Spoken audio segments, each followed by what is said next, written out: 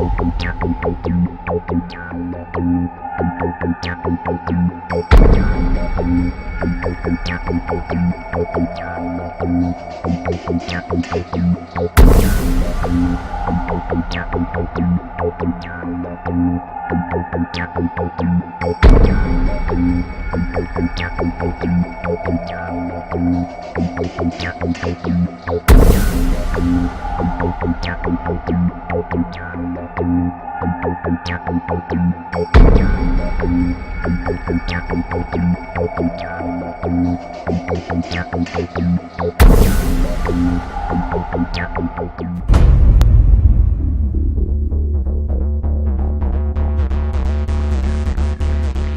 major U.S. daily story about subliminal messages. I don't think we need to be subliminal.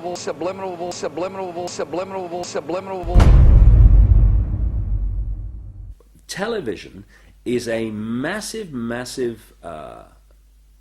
mass hypnotist to the global mind. And what happens is it is implanting a belief in reality by the minute, and then once we take on that belief implanted, when information enters the eyes, we edit it on the basis of that belief. And so what the global population is subjected to, suffering from, is actually literally mass hypnosis. And when we talk about people who kind of start to see things and see the manipulation they couldn't see before, what do we say about them? What do they say about themselves? They say, I woke up. Exactly what they've done. When people start to go, hey, I can see it now, it's like someone has gone along, like the hypnotist, and clicked their fingers, and it's like, oh, I can see it now. Mass hypnosis. And that is the greatest hypnotist on the planet, and that's the basis of why it was created. A 49-year-old unidentified man went berserk last night. Where does she get her view of the world? Shotgun. 14 people are dead, including 3 Who will be her children. role models? Never been a better time to buy. What values will she have? Whose child is she? Yours or the network's?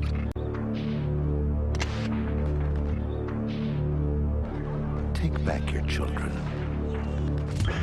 Turn off the TV.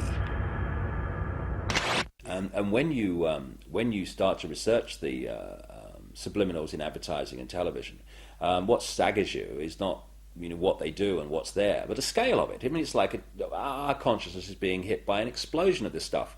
Because you see, this is another interesting point.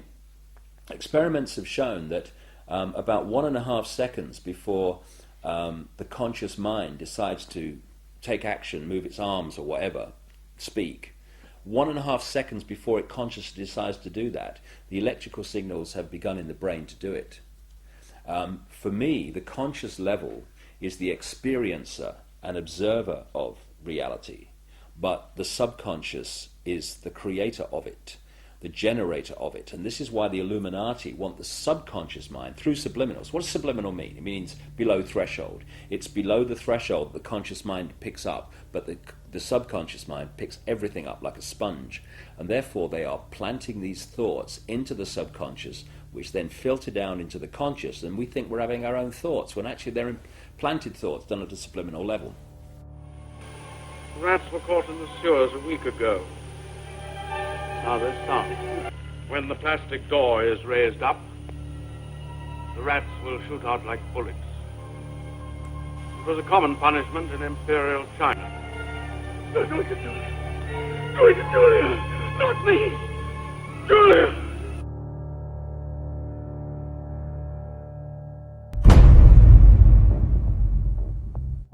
And of course this is being used, this subliminal manipulation, in politics. I mean, of course we had that incident during the Bush-Gore farce of an election, when an anti-Gore political broadcast for Bush, they put a subliminal in of rats while they were talking, but they left it up too long, and you only had to play the tape back slowly, a little slowly, and up come rats as some anti-Gore statement was being made.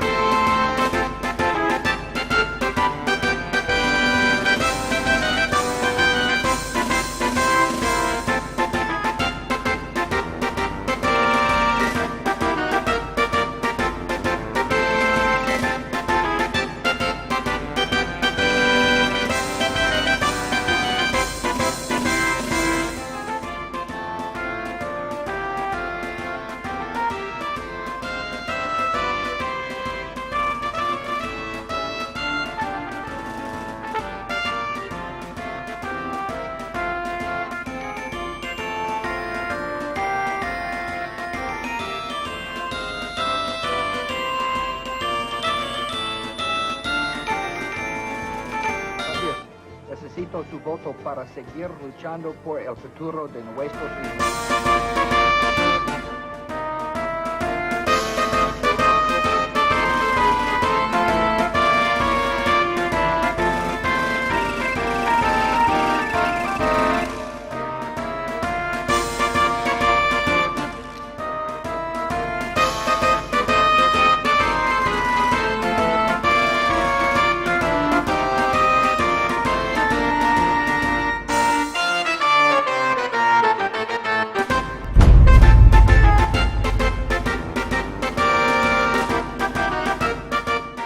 I don't believe that some of these states that they've called, like Florida, I just don't believe that. I don't believe we've got enough evidence to be able to call the state. We're doing better than we thought, and but I feel fine.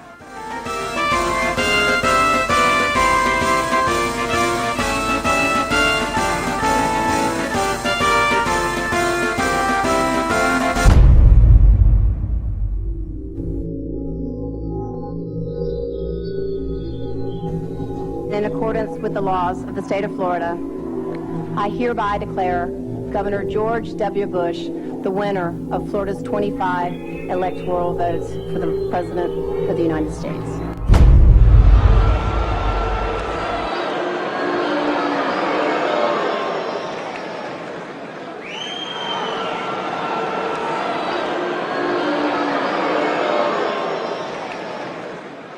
Now that the votes are counted, it is time for the votes to count.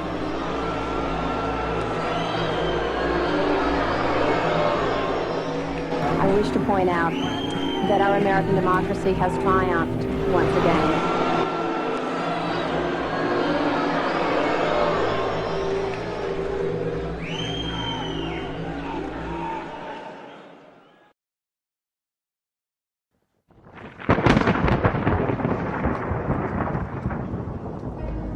The Skull and Bones secret society was originally called the Brotherhood of Death. George Bush Jr., his father George H.W. Bush, and his grandfather Prescott Bush have all been initiated into this macabre fraternity, which was established in 1832 at Yale University by William Huntington Russell, whose family were America's biggest opium smugglers. George W. Bush was initiated into the Skull and Bones Brotherhood of Death in 1968. The ceremony took place at the Society's headquarters, which is a stone building with almost no windows. This mausoleum-type building is known as the Tomb. There is a small enclosed courtyard, an internal chamber where initiates lay masturbating inside a coffin, and a museum of artifacts held sacred by the Society's members, which are all called bonesmen, regardless if they are male or female. Many of the artifacts inside the Skull and Bones headquarters have been stolen by its members. To prove their devotion to the Brotherhood of Death, bonesmen have robbed graves, bringing human skulls and skeletons back to their tomb and placing them in glass display cabinets. For nearly 40 years, George W. Bush has been an active member of this most bloodthirsty occult secret society. His allegiance is primarily to his fellow bonesmen, not the American people.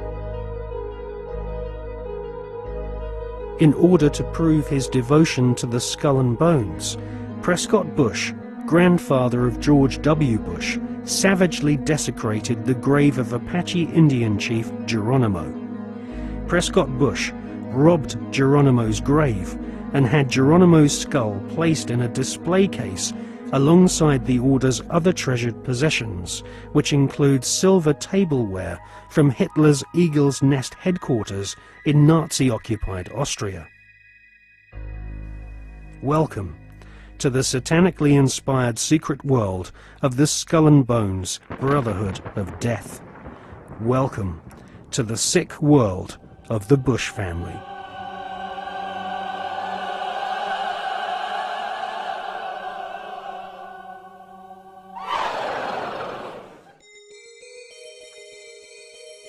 The Skull and Bones headquarters is on the campus of Yale University. Yale is home to several other lesser secret societies, including the Scroll and Key. Alexandra Robbins is an American journalist who has written a book about the Skull and Bones called Secrets of the Tomb. In her book, she traces the origins of this cult, which was funded from profits of the Russell Company in the early 1800s. The Russell Trading Company was nothing more than an opium trading empire, which, still to this day, is the corporate arm of the Skull and Bones Secret Society. William Huntington Russell had travelled in Germany during his student years and was befriended by a disciple of Adam Weishaupt's Bavarian Illuminati. Upon returning to the USA in the early 1800s, Russell used some of his family's opium wealth to fund the building of the tomb at Yale University. Russell initiated several of his fellow classmates, including Alphonso Taft, who would go on to become the Secretary of War and ambassador to Russia. Alphonso Taft's son became President of the United States, and so a time-honored tradition of hereditary membership of the Skull and Bones Brotherhood of Death was begun. We see this tradition continued to this day, with senior bonesmen encouraging young initiates to marry into each other's families, their sons and daughters following in their parents' footsteps and becoming disciples of this most unholy of orders. In the Hollywood movie Brotherhood of the Bell, we see an initiation ceremony, which is a common occurrence on the campuses of America's elite Ivy League secret societies.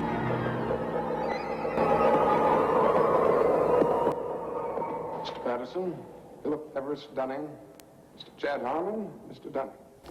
Mr. Dunning, the articles and letters of the Brotherhood.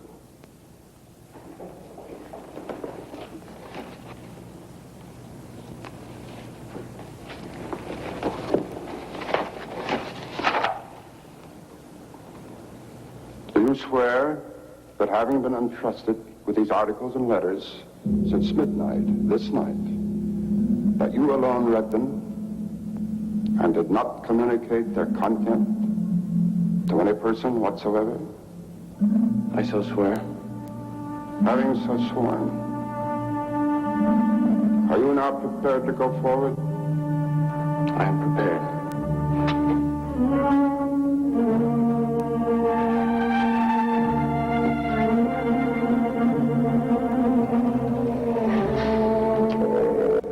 Mr. Dunning, for over 200 years, Brothers of the Bell have been initiated before the spell and in the same ceremony at sunrise.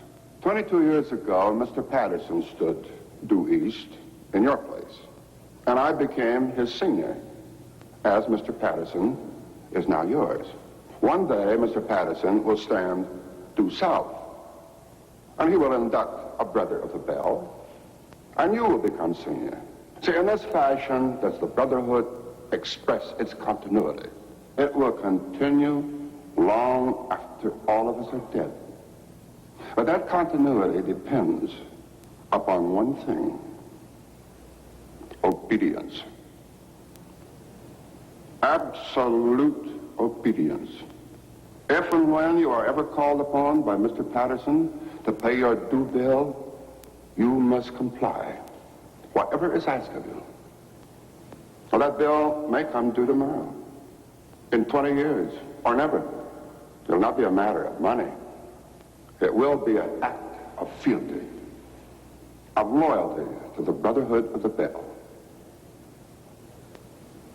Now, if you require anything at all, get in touch with your senior, and he will see to it that it's arranged for you. Are you ready for the oath? I am. The oath, gentlemen. I, Chad Everard Dunning, do swear in absolute faith that I shall reveal no secret top of the brotherhood of the Bill, that I shall respect my brothers and myself,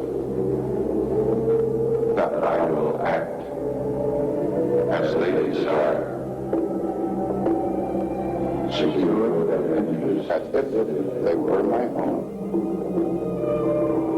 And I pledge this, my honor, my fortune, and my life.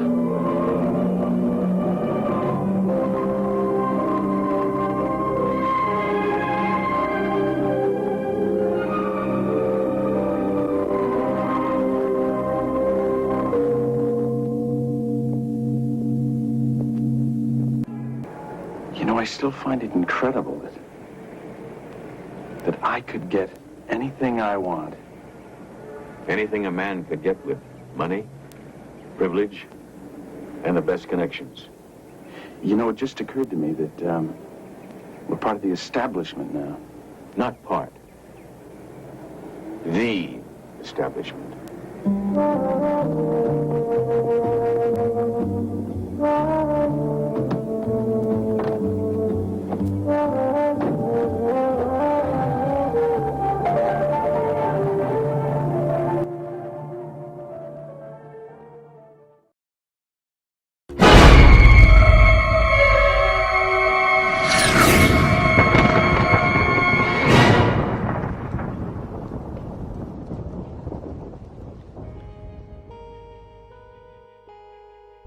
In her fascinating book, American journalist Alexandra Robbins claims to have unearthed a skull and bones plan to dominate the world.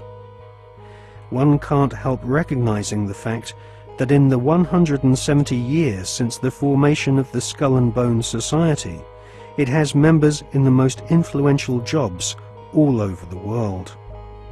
New initiates seem to fall effortlessly into high-paid jobs within banks, media organizations, government agencies, and huge corporations which earn vast profits from government defense contracts.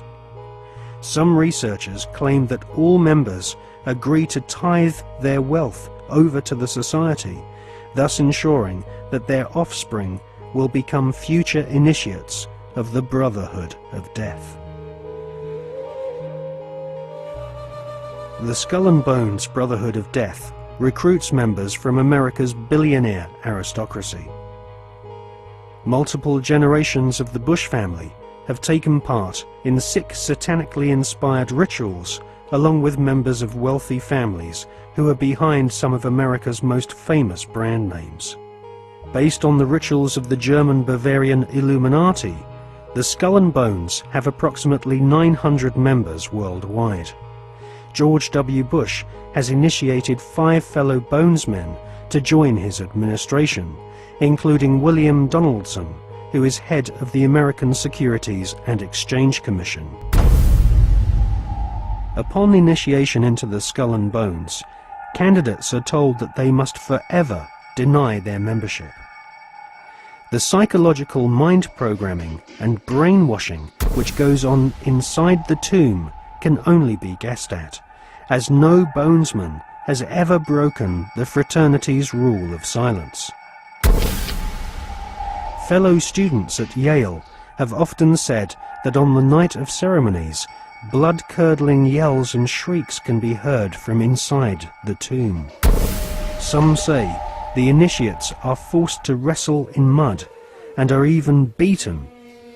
This technique has been used by the CIA and EST brainwashing organizations who seek to wear down the subject mentally and physically using a program of punishment and verbal abuse.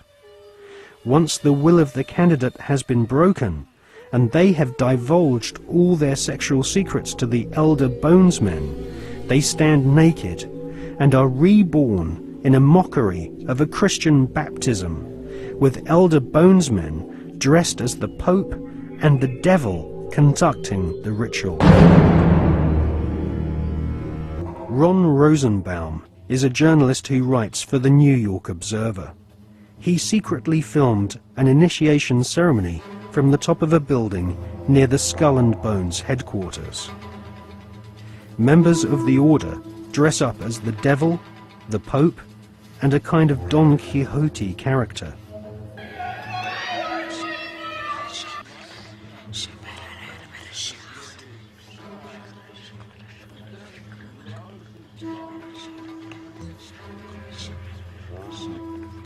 The Pope wears a white monogrammed slipper which rests upon a stone skull. Each initiate is led into a chamber where fellow members shout obscenities and abuse the new initiate. The initiates are told that they are superior beings and are part of a privileged elite who use war, terror, and famine to control Earth's human population. This callous philosophy was illustrated in the Hollywood movie Skulls, made in 1999.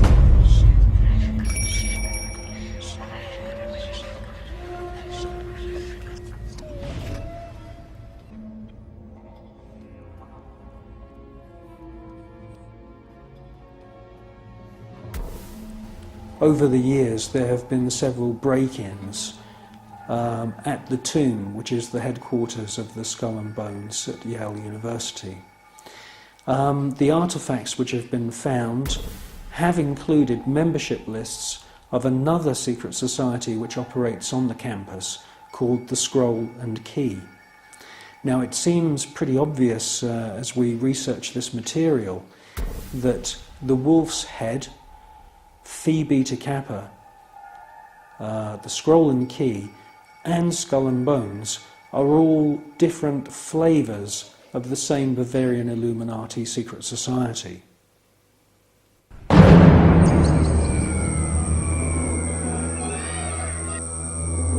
One by one, each new member is thrust to his knees and bows before the devil.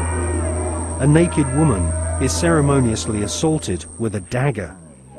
The devil lays each initiate into a coffin, and a ribbon is tied to their genitalia. Everyone is encouraged to divulge their entire sexual life history whilst masturbating. With all their innermost secrets known to the other Bonesmen, the new initiates are threatened with blackmail if they ever reveal the secrets of this Masonic order. At this point, they are dressed in long robes and rechristened with their occult names. The Don Quixote character taps each member on the shoulder with a silver sword and proclaims, "By our order, I dub thee Knight of Eulogia."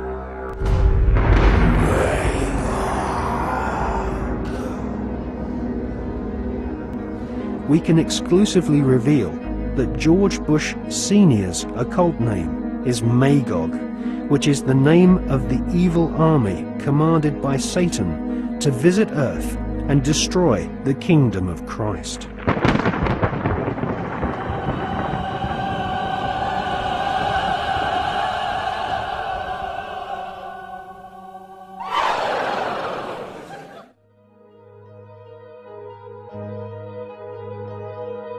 The American Ivy League colleges each have their own branches of the Skull and Bones Brotherhood of Death, indoctrinating the children of America's elite families who go on to become the captains of industry, banking, law, military, and the media. The epicenter of this elite cabal is Yale University. The last 3 presidents attended Yale, as did the terrorist expert Paul Bremer III, who governs Iraq for the Bush-Cheney Skull and Bones elite. Members of the Anglo-American Illuminati network also share the same philosophy. They believe in a single, all-powerful superstate, which is governed by a single world leader. If the Illuminati were successful, and their dream would come true, it would be a virtual hell on earth. That is what the New World Order is all about. It's a living hell. It's Orwell's worst dream and nightmare.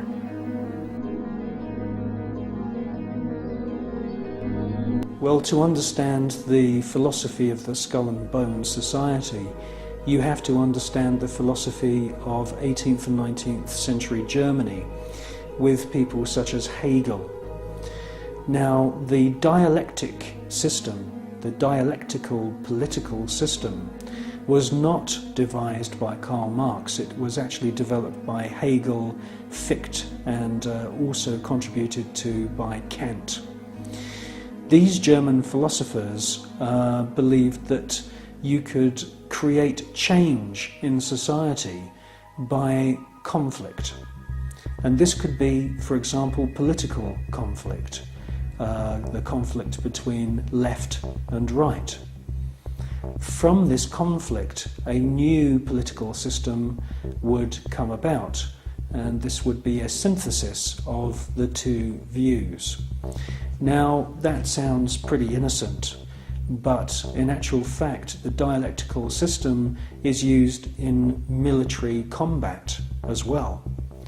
And Hegel's plan, which is being actually carried out right now, is to create conflict, to create wars.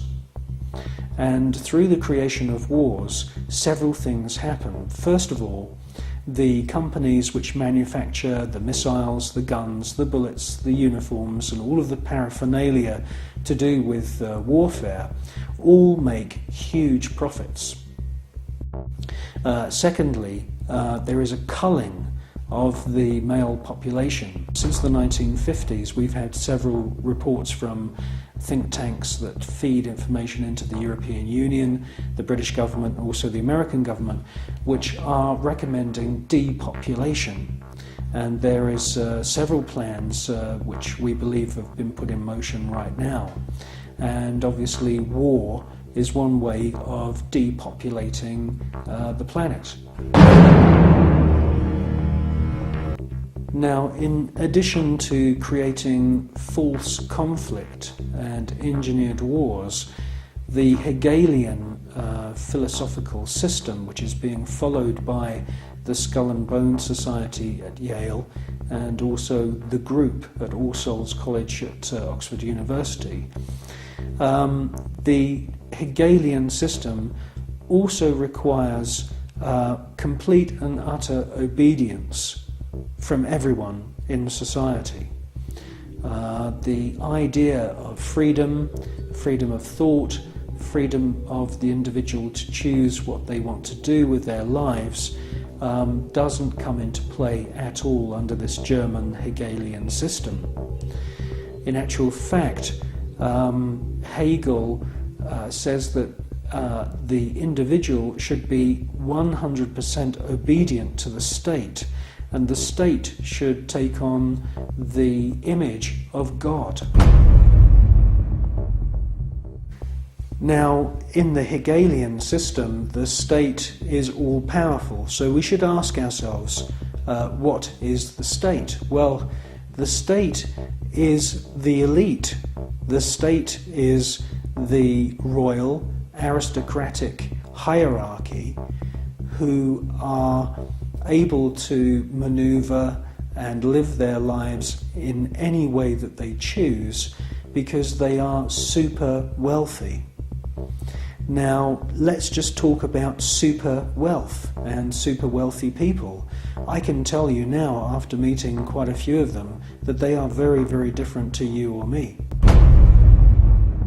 When I'm talking about super wealth, I am not talking about Puff Daddy who has allegedly 3 Bentleys. I'm talking about super wealth, family wealth, which was in the millions back in the 19th century. Now, when we look at this hierarchy of aristocrats and royal families around the world, we can see that they are the state. They are the people that the robots, I call them robots, the civil servants who run the machinery of the state. It is the civil servants who swear allegiance to this elite. When you join the British Civil Service, You do not swear an oath to serve the British people. You swear an oath to serve the monarch. It's the same when you become a spy. When you join MI5 or MI6 or any of the other DI or MI agencies, and there's many of them run by the British government, you are swearing allegiance to serve the reigning monarch, not the British people.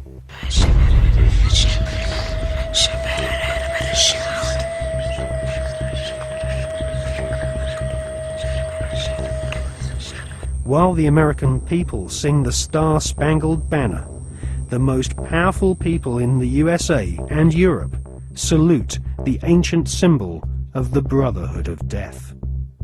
In the book, Who's Who of America's Elite, the author has found that the Order of the Skull and Bones encourages its members to intermarry, thus keeping their spectacular wealth all in the family.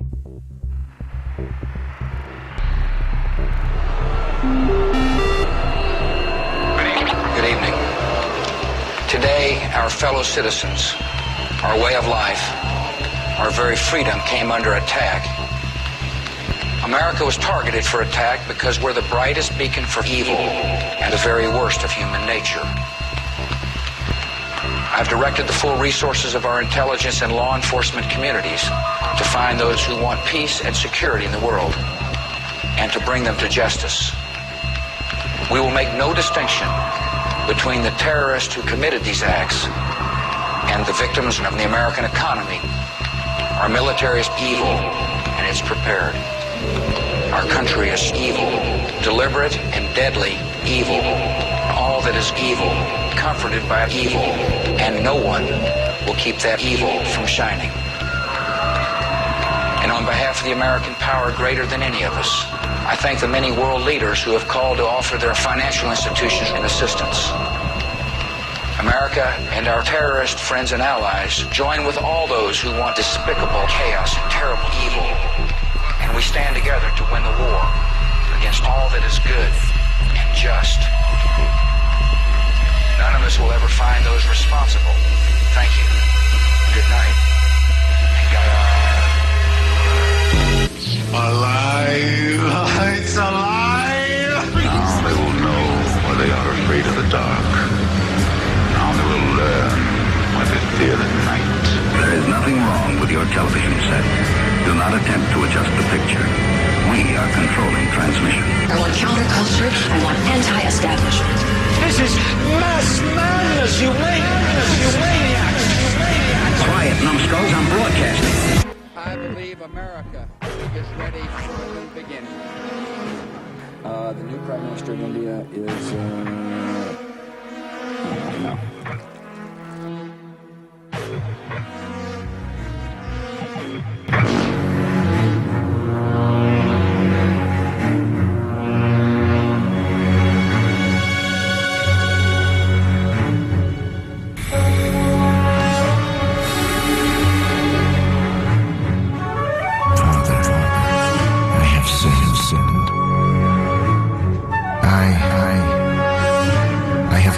Killed many people. For money. Out of ignorance. Out of evil. Out of hatred.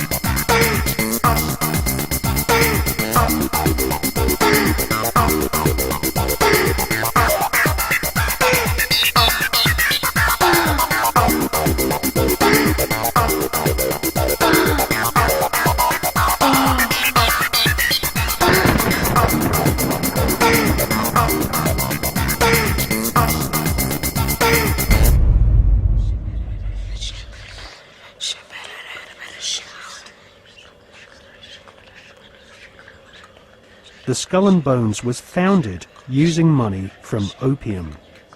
Retired Colonel Bo Gritz is a 33rd degree Freemason who interviewed Viet Cong soldiers after the Vietnam War, who told him that George Bush Sr.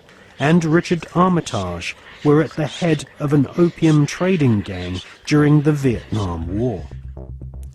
Afghanistan is the world's largest supplier of opium, and since the US invasion in 2002, the growing of opium poppies has reached staggering proportions, with money from the British government being used by opium farmers to plant gigantic fields of poppies. The BBC confirmed in April 2004 that since the invasion and occupation of Afghanistan by British and American forces, poppy production has reached an all-time high. Bonesmen have never had such an ideal opportunity to follow in the footsteps of their forebears and start smuggling opium. The American and British war machines are commanded by men who have all sworn allegiance to the blood-curdling murderous demon gods of the Illuminati. They are sacrificing the lives of your sons and daughters on the altar of the all-seeing eye.